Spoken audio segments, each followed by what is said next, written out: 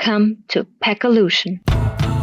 In this podcast series, you'll hear the experts of the packaging industry talking about sustainability and the future of packaging.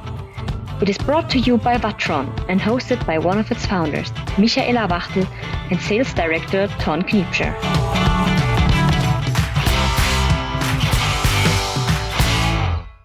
Welcome to another episode of PACKOLUTIon, the disruptive podcast brought to you by Vatron. Today we have Ron Puvak, Executive Director at the Contract Packaging Association of North America as our guest, who will share with us his extensive knowledge about the engagement of contract packers and manufacturers in the value chain. Welcome, Ron. My pleasure to be here. Ron, you've already had an extensive career in packaging. Could you please tell us a bit about your career path? Sure, please. So I've got almost 48 years in the packaging industry, and I always like to joke that I started when I was 15. Makes me feel better. But started off in glass containers, and then over the years learned more about the materials process, different materials like plastics, metals, corrugate. The last 11 years I spent a lot of time in the polymer side, PET and HDP and other plastic materials. So I've got a very wide, broad background in not only the materials, the processes, the packaging, and also the processing of products as part of that knowledge. Could we go into a little bit more detail about your work for the CPA? Roughly said, a contract packaging organization is an extension of a manufacturer and also responsible for the design of the product packaging to make it reliable and presentable. So what does your work for the contract packaging organization entail, and in which countries are you active? Primarily, our model is the North American market, which is Canada, U.S., and Mexico. So those are the active countries we're in. We do have a very strong relationship with the European Contract Manufacturing Association and meet monthly basis via phone. And we're going to jointly be together at Interpack. So it's kind of exciting to have that both continents represented there. One of the things I want to clarify is that, the Contract Packaging and Manufacturing Association really is here to serve its members. So we really strive at how we promote the industry, how we help develop business for them. We market them. We provide educational opportunities, networking opportunities, and value-added services to our members. One clarity is we really don't do much in the way of packaging design. We do a lot of work in packaging and different formats and things like that. Design is really not our expertise. We rely on the packaging manufacturers and design folks to do that. Do you share your experiences in that as contract packers to the brand owners? We do. And again, we'll talk a little bit further on, but, more and more partnerships, more, development in this area to work with the client to help them to optimize, provide efficiencies, and as they scale and we move into new and innovative products. How is co-packing developing in Europe and North America? Are there any trends that you can see? In North America, which I'll speak to because I'm probably more familiar with that, we see more and more contract manufacturing, contract packaging being used by brands. And those are brands across the board. Those can be startup brands, emerging brands, established brands. And part of the rationale behind that is, I like to call it kind of risk mitigation. We've just come through a period of time where if you were looking at single source or offshoring and things like that, your supply chains got stretched and actually destroyed, during the pandemic. We see a lot of people then rethinking that strategy and also looking at how they can to broaden the base of their external manufacturers, contract packaging. By the way, that is a term you will hear me interchange, external manufacturing. That's kind of the buzzword now in our industry of anybody who is doing work for a brand or a client that is not part of their operation, external manufacturing. So, and we see that growing. Our last report, which was in 21, showed the growth of 10.2% of compounding growth rate the last 5 years, which is pretty incredible. Okay, actually, that's already part of the next question because I wanted to ask you about the growth development, but maybe you can say something about the comparison from North America to Europe. Is there a difference concerning the growth rate or the growth development? Yeah, I think I'm not so sure about the growth rate, so to speak, between U.S. and Europe. I know that the private label, the contract manufacturing aspect of store brands and things like that, which kind of gets confusing from time to time for a lot of folks, whether it's a brand or it's a private label, has been much stronger in Europe over the years. I've been spending a lot of time in Europe over the last few decades. Aldi's and Lidl were always very strong. You have your Carrefours, your big box stores, you have Globus, you have people like that, a lot of their own brands. We see a lot of strength in that in Europe. United States, that has really taken off just, kind of recently. Aldi's has been here for quite some time. Lidl showed up about 3 to 4 years ago, and they've started to make strides. But every one of the retailers here in the States is in their own brand space. We see a lot of work with new brands, emerging brands, things like that. So between those two, I think, it's very similar. We've got high growth rates in those spaces between Europe and North America. I think it's only fair to compare or to add the private label manufacturers to co-manufacturers, because I think basically that's what they are. So I think that's a good point. Another point, you mentioned it already, offshoring and onshoring, or rather reshoring, as some people call it. What can you tell us about the development in these areas? As you said, it was rather disturbed during the pandemic. Is there a change in the whole attitude now? Not really. That's the thing we see changing is offshoring doesn't appear to be the model that we see a lot of people going to.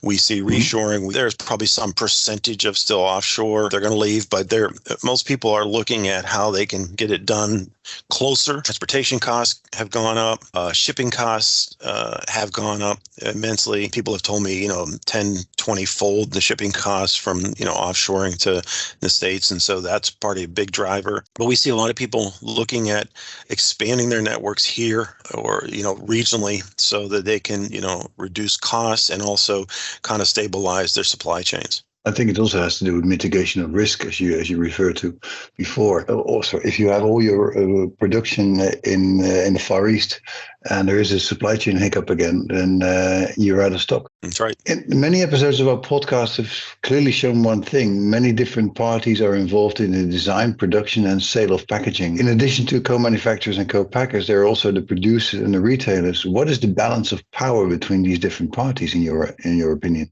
Well, it's kind of a fascinating paradigm.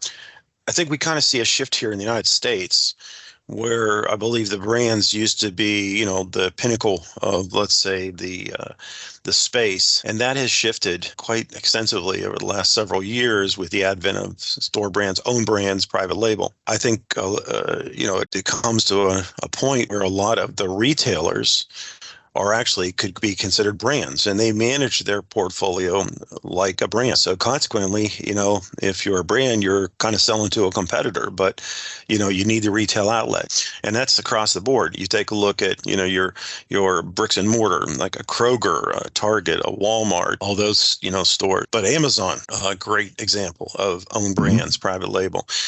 So I think you're seeing a shift. I think you're seeing a shift in the power base that the retailers have really been able to exert quite a bit of influence on direction, and really the brands have looked at innovation as one of the things they can use as a differentiator, obviously, because, when they get in commodity level products, the retailer kind of looks at their own brands and be able to scale them from a cost standpoint. One of our favorite topics is sustainability. And as a contract packaging organization, how do you manage innovation, sustainability, and how much influence do you actually have on these decisions that others make? So you've tripped to one of my passionate areas too. Obviously, being in packaging for as many years I have, sustainability, while we didn't call it that, was always a preeminent piece of our strategies, our mission. I can remember 40 years ago, I was looking at lightweighting glass containers, and we lightweighted them for several reasons. Number one, to reduce cost, reduce energy, reduce transportation, everything. So that has always been part of my background and what we've done. I think the issue we have as a packager, contract manufacturer, is sustainability is hard for us to be able to grasp and to manage. Rather, us think about ourselves as part of the circular economy. Now, I know that flies in the face with a lot of people saying, sustainability this, sustainability that. We don't dictate the product. We don't dictate the package. We don't dictate the process. So that's usually handed to us and said, here, let's please execute this to the best of your ability. However, what we do see happening is us being able to sit into the circular economy, where we can look at use of alternate bio-derived materials, alternate materials, use of lighter weight, different formats as a partnership with the people and the clients we work with. And I think that's where we fit really, really well, because at the end of the day, it's got to get made, it's got to be put in a production line, it's got to be filled, it's got to be packaged, it's got to be sealed. And as we start looking at how we can be more sustainable, we have to look at these alternate materials or materials that can replace materials one-to-one, and also be able to use recovered materials, recycled content, high degree, new materials that are monolayer that allow us to have easier recycling and recyclability, those kind of properties. So yeah, we're in sustainability, but I really think where we sit is really in the circular economy, and that's where this industry really sits. And we're more than willing to partner with folks to try to help meet those goals they have. Maybe let's take another view at the customer. What about the requirements of customers with regard to sustainability? Is there much movement in this area from your point of view? Well, it's a high category, so to speak, in almost all customers' needs, and they continually ask, what is your sustainability story and things like that. And again, because we're using materials, process, and product that has really been dictated, it's a little harder for us. But what we do see is the rise of extended producer responsibility and ESG. Extended producer responsibility just means that whoever's manufacturing the product has to take care of the end of the life of the package and that sort of thing. So we're seeing a lot of that, and that is part of, obviously, sustainability. And we're going to see a lot of that in the next year to 2 years. Here in the United States, a lot of legislation is in front of state legislatures and things like that that's being looked at. And we're going to see a lot of that occur. So by default, the brands and the clients that we serve need to have us help and contribute in that space. So the requirement is there. It always has been there. It's gotten deeper and broader, and now it's getting down to the state level, and we're going to start seeing laws mandated. You mentioned in your statement earlier ESG. Just for some of our listeners who do not know what that is, could you please elaborate? Yeah, it's environmental, social, and governance. It's a new, I won't say it's replaced sustainability, but probably left it on top of sustainability, where it's more of an overview of a corporate responsibility. It's broader. While sustainability is part of it, it is broader. With your overview of the market, we really need to ask you about trends in packaging and consumers. Are there any current trends in packaging type and packaging material? And how do these differ per different category, like food, non-food? Yeah, it's a very interesting. The consumer, first of all, we know the consumer, and we're all consumers, so we all know we're fickle.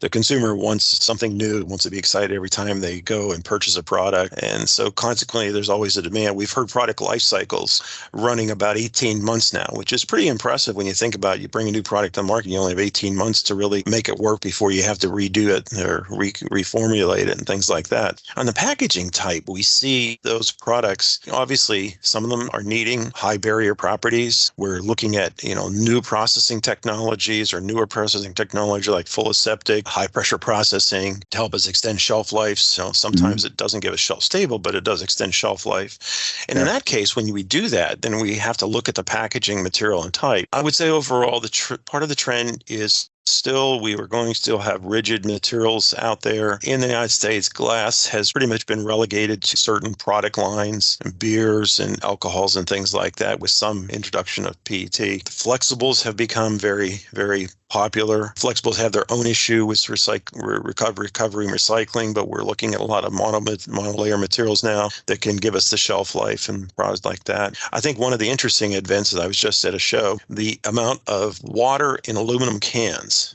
There's been, some bad press and mistaken information about plastic materials and recoveries and everything else, and everybody feels aluminum is a viable alternative. Unfortunately, it is more expensive, and if you take a look at the total life cycle analysis of aluminum versus other materials, it isn't that good. Mining of bauxite and things like that is a bit of a problem. But again, we see those kind of trends and we kind of adapt to them. But I would say flexibles is definitely on the rise. We're seeing more and more of that, but rigid isn't going away. Rigid has its place, and we see a lot of that still in the marketplace. And there's similar trends to what we have in Europe, correct? Yeah, and I think the only thing to add to that is, the big push now is eco or environmental friendly materials, higher levels recovery. There's a lot of programs here in the States to look at how to recover more, and people are investing in that. And that's part of that EPR that we just talked about a little bit ago. That is part of that, which will push that even harder. Let's switch back to the consumer side. Are there food trends that you see, like organic food, for example, and how do you see these for contract packers? I think from a contract manufacturer, contract packager standpoint, we're kind of agnostic when it comes to the product. We'll adapt to the needs. We see a lot of our folks being in the natural and organic food space, being certified for, GMO free and everything else, all those kind of things. And I think that is a big trend here. I just came off the Natural Products Expo West show a week ago, and that show is dedicated to 3,200 exhibitors, all exhibiting natural and organic products. Pretty impressive, 70,000 people there. And you realize that space, that organic, natural space, is not just a trend or a fad, it's a lifestyle. The number of products being developed in that marketplace is incredible. The interesting thing is I've seen the trend over the last couple of shows is the big brands are now exposing themselves at that show. And prior, they weren't really playing in that space or want to kind of be hidden. Now they're out there. All of the biggest brands you can imagine were there with their natural and organic offerings, sitting right beside the small startup or the traditional natural organic companies out there. And I'd say that is probably one of the biggest trends. That market is just continuing to grow. I think the estimates that market alone, just on itself, is going to be over $25 billion by 2025. Manufacturers, contract packagers, we have to adapt. A lot of our members are doing natural organic products and are certified in those processes. So we will continue to see a growth in that area. The products typically are a little more sensitive to shelf life. They've got some issues with traditional environmental aspects, so we have to be a little more careful in the processing and all the facets that go in with creating a natural organic product through the entire chain. I think it's a great trend as you see big multinationals, big brand owners embracing organic products. I think that sort of confirms that this trend is now final, is definite, here to stay.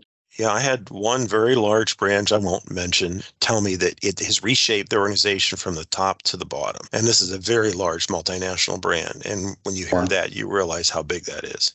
In one of the episodes, we talked earlier to Mark van den Burgt of Dutch co-packers Vittipak. He said their main focus is in the importance of early engagement of the co-packer in the value chain. How do you see this in North America? We see that trend definitely expanding here. We've gone through and we do a presentation how the industry has progressed over the years. We actually make analogies to cavemen. Early on, you were just being asked to do a job. Now we've become, strategic partners. And I think what's fascinating about this aspect of it is, a lot of the larger brands are still a little bit, want to manage you a little bit better. Mid-sized, smaller brands, especially the emerging brands, see co-mans and co-packs as a strategic partner. They're a person they're going to bring in early because they have they don't have the resources or the staff to manage a lot of the aspects that a co-man and co-pack do. So they use them as strategic partners to help them improve their products, improve their packaging, improve their efficiency. So we see a lot of that occurring. So there is this push for strategic partnership. Earlier on, the classic example, and my background's in engineering, and I've taken a lot of marketing courses. So sometimes I argue with myself, but you have marketing essentially saying, I want to do it this way. And then by the time it gets to operations, it's like, how do we do it? So I think they're learning, especially if we now relate it back to sustainability. What do I need to know up front that this package that I'm going to use really hits all the right notes as an organization done. So there is a lot more of that going on. And there can be more. There can be a lot more. But it makes sense because when you talked about the flexible packaging and with the challenges for new, more recyclable materials, the monomaterials, I think the whole flexible industry has always been catered around laminates. And now that they are forced to look into monomaterials, they have some challenges to deal with. I think this is, from an engineering standpoint, makes all the sense. But if marketing really wants it, because that's the direction to go, then I think they should follow. Well, I think that's the interesting point. And again, some of the developments, not only monomaterials, but also monomer laminate materials, but with barrier layers, with coatings, which, again, help us out from a recovery standpoint. And flexible has always had the advantage of I can ship one pallet versus a truckload from rigid to flexible. But if you have to put the product, the package in the landfill, then your sustainability story, while transportation costs go down, your sustainability story is kind of getting a little bit buried and lost. We've reached the end of this episode. Is there anything that you would like to add, Ron? Like a last sentence or something? Well, first of all, thanks for having me on this segment. I do appreciate it.